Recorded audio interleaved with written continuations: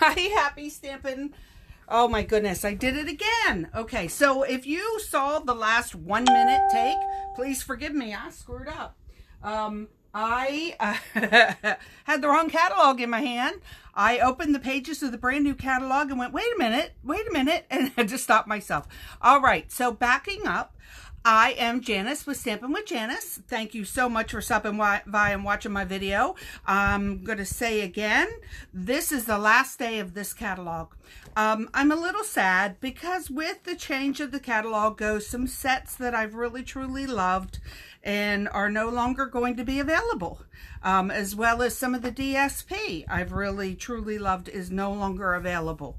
So I just wanted to say I hope that you enjoy the products that you have and look forward to, as much as I do, the brand new catalog. I can show you the front of it. This is the brand new catalog that as of this time tomorrow will be live. What I did wrong on the last one was I opened the pages. We are not allowed to open the pages. We are allowed to look at them and enjoy them and purchase out of it and all that other good stuff, but we're not allowed to share it socially, publicly until it goes live. So that was my mistake. All right. So I got two projects together real fast that I wanted to show you. I heard a presentation today from someone and it just dawned on me that, you know, I want to go back to the basics. I want to show some techniques and show that you do not have to be an avid stamper to be a creative person. I have been doing this so long that I just can't help but be super creative and pull in all my toys only because I have all the toys. So I just wanted to step back and do some easier projects. In the meantime, I went ahead and I jumped up real fast to grab the ribbon that I want for this project. All right, so the first one that I'm going to work with out of the new catalog will be a theme called Flowers of the Seasons. There is a suite that you can purchase. Now, the suite will include 3 stamp sets, DSP, hole punches, all kinds of embellishments, all kinds of things. But if you don't want to buy the whole suite, you can buy them individually. I purchased the Jar of Fun that came with the jar punch. I don't know what I did with the jar punch. I think I have it, but I'm not positive. So anyways, I didn't use it today, so that's why I didn't pull it out. But I did buy and I also bought the Lovely You set, which came with the Blossoms in Bloom and the Lovely You punch, Lovely Label punch. All right, I just said that wrong. Blossoms and Blooms came with its own die, and Lovely You came in a bundle with the Lovely Label. All right, so what I'm going to work with today is the Jar of Fun. I picked out just any one of the flower arrangements. There's 4 flower arrangements in here. And I went ahead and I put it on a block. And I've stamped it in black, and the black stains your rubber, but it's not a big deal. It's still usable. It's still really clean. Not an issue. So I wanted to show you in the techniques how to go from very basic to dressing it up. So I'm going to start off with making the very basic, and then we will follow through on to the next one, which is the dressing it up, and I have that sitting right here ready to go. All right, so I'm going to pull out my Seaside Spray, and I pulled out my I'm using Whisper White cardstock. This is the last piece I had. I have an order coming in, but the next card I'm going to make is going to be out of Very Vanilla because I'm out of Whisper White cardstock. Hard to believe. All right, so what I suggest that you do is you take your cardstock and you fold it in half first. Putting it on the paper cutter, and I'm folding it in half and scoring it right in the middle, and then fold it over. You get a perfect score every time. And this way, when you go to tap, tap, tap, I want to hold the stamp so that the flowers are coming down. Stamp, tap, tap, tap, stamp.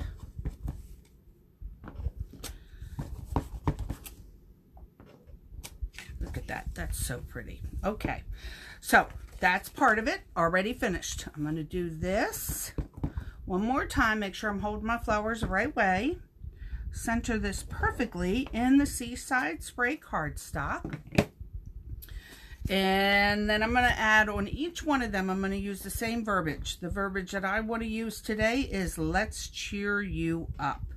So stamp that, close your ink pad so you don't have any accidents. Funny story, I dropped the black ink pad earlier today. It got black ink on my cardstock, but as we all know, there's two sides to every piece of paper. So I flipped the cardstock over and it's buried on one of these cards. All right, I'm going to cut this down so that it fits in that spot, and then grab my tear and tape. And this card is almost done.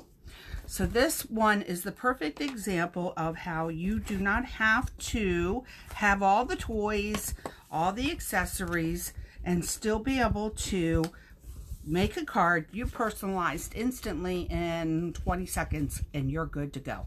All right, so there's that one. I did it earlier and I used the mint macaron. Same theory, same color cardstock, mint macaron, now Seaside spray.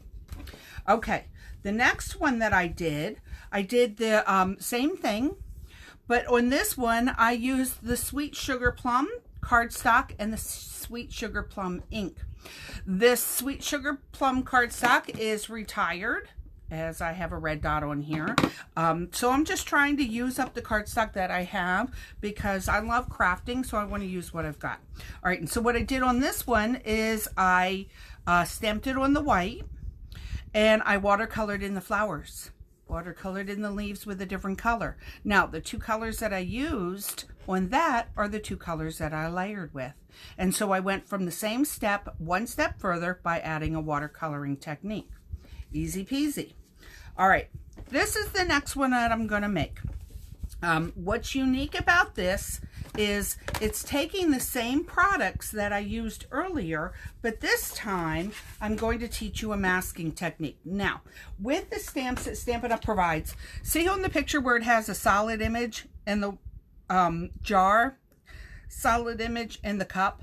What this means is this is a reversible stamp. So, you take the stamp, and on one side is completely flat, and I did that so it would push it down really hard. And I found that out the hard way. The first impression that I made, I didn't push it down really hard, and it it stuck to my stamp pad. I'm gonna get a piece of scrap paper out here because I don't want to ink up my pig. So it's very inked up, solid full strength ink. So I'm going to stamp half of it off, and then I'm going to figure out where I want to put it on here. Caught myself. I made a mistake, but I fixed it. All right, I am going to, this time, I'm going to stamp the flowers first. I'm going to lift this up here, tap, tap, stamp. All right, now the technique that we're doing is masking. What I did is I took a piece of scrap paper and I stamped it on the scrap paper, and I cut out the part that I'm most likely wanting to cover, wanting to mask, wanting to stamp on top of. And so now, and I took a piece of tear and tape and stuck it on the back. And I'm not going to lie to you, I stuck it on my forehead because it's got a little bit of natural oil. So my forehead, that took some of the permanent bonding agent away from the tape. So I'm going to do this. You can let the dog out, please. All right, so I'm going to cover this up, and I'm doing a video, thank you. And now I'm going to go back. I'm going to do that just to bring the ink out and stamp the bottom. All right, so now I have the bottom of the inside of the jar. I'm going to take the stamp right off, flip it over, and go back with, make sure I have the right ink. Go back with the other side, and I'm going to stamp it right on top. Okay, so I've got the jar in there.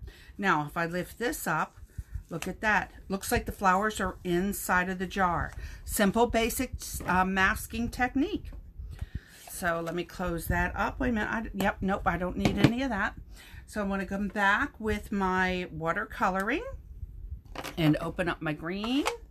I got some ink in there. I'm going to open up my sweet sugar plum because I got some ink in there. Get some things out of my way. All right. Watercoloring tip. When you go to make your first impression after you put the tip on the ink pad. Oh, phooey, that's a rose. All right, wipe that off. We'll be good. Your first impression has, of course, the most ink. So do that as your shadows, your outline spot. For example, the veins in the flowers or the leaves have an outline spot. All right, so I'm going to clean that off. And come back here and pick up some of this. I knew that was light. Remember the trick? Squeeze it down. It picks up more ink, so you have a new palette to work from.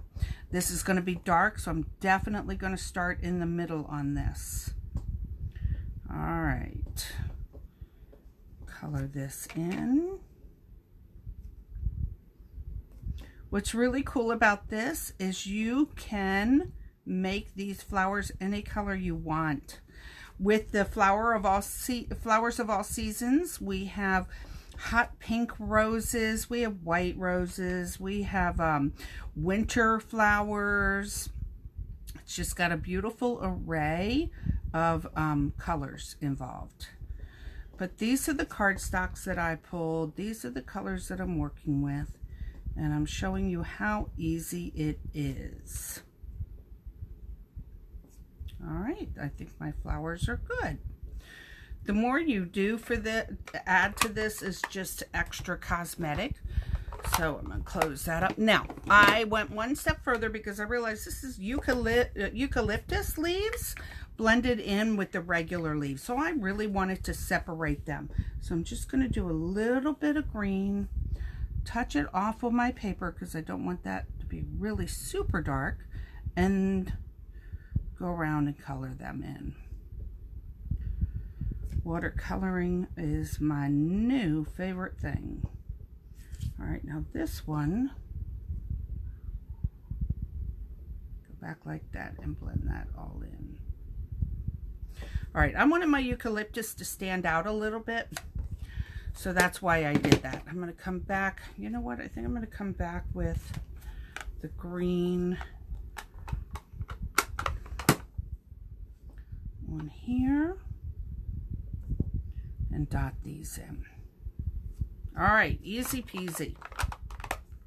So remember, watercolor, the aqua pens, all you do is wipe them off on your scrap paper and put the cap on, and it's clean and ready to go for your next project. So I cut this down already, and I'm just going to go back now and layer it. I cut the purple down. Is purple small enough? No. So I was thinking about this. One of the tips for trimming up your cardstock, if you think about it, if you went down 1/8 of an inch on two sides, the top and the side, you would be creating a layer. If you went down 1/8 of an inch each time, it would be a little bit shorter. So this one I made the bottom so it would layer like that. Okay, I think I want that a little bit smaller. Yeah. All right, yeah, I like this good. All right.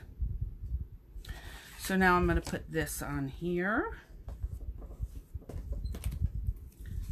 My tear and tape. It's a beautiful day here in sunny Jacksonville, Florida. Blake has been out cleaning the pool, cutting the grass, and floating in the pool all day. And Casey has been given chores to do. First day of summer vacation. All right, close that.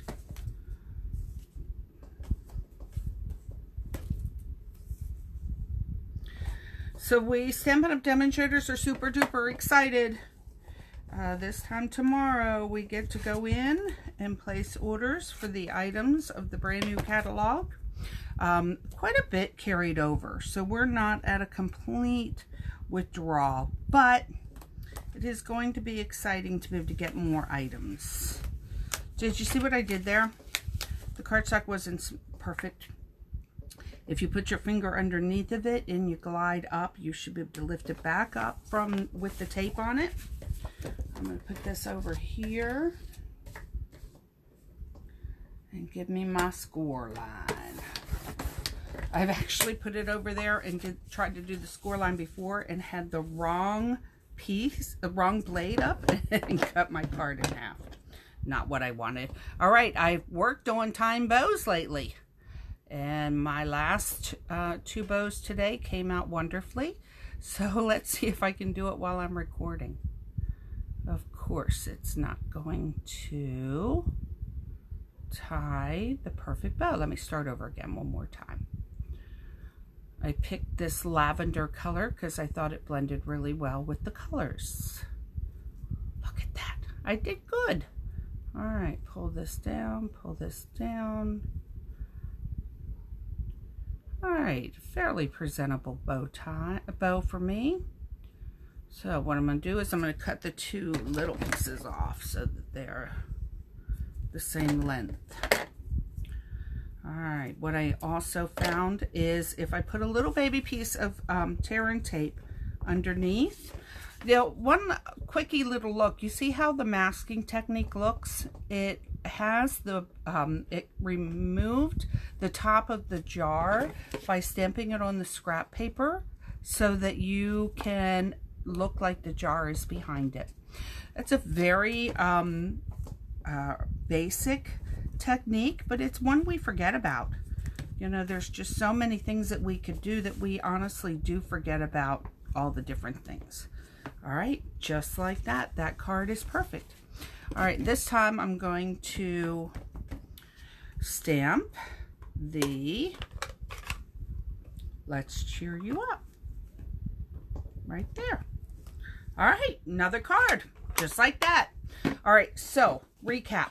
We went from monochromatic, 1 card, 1 color, 1 stamp, to adding some color by the watercolor technique, to adding some layers, doing a masking and watercolor technique. And the last one I did, I pulled it all together. But this one I added the eucalyptus, which is the background paper, the watercolor technique, the masking technique. I used the label punch to corner edge both of my little tags, added ribbon that coordinated well with it.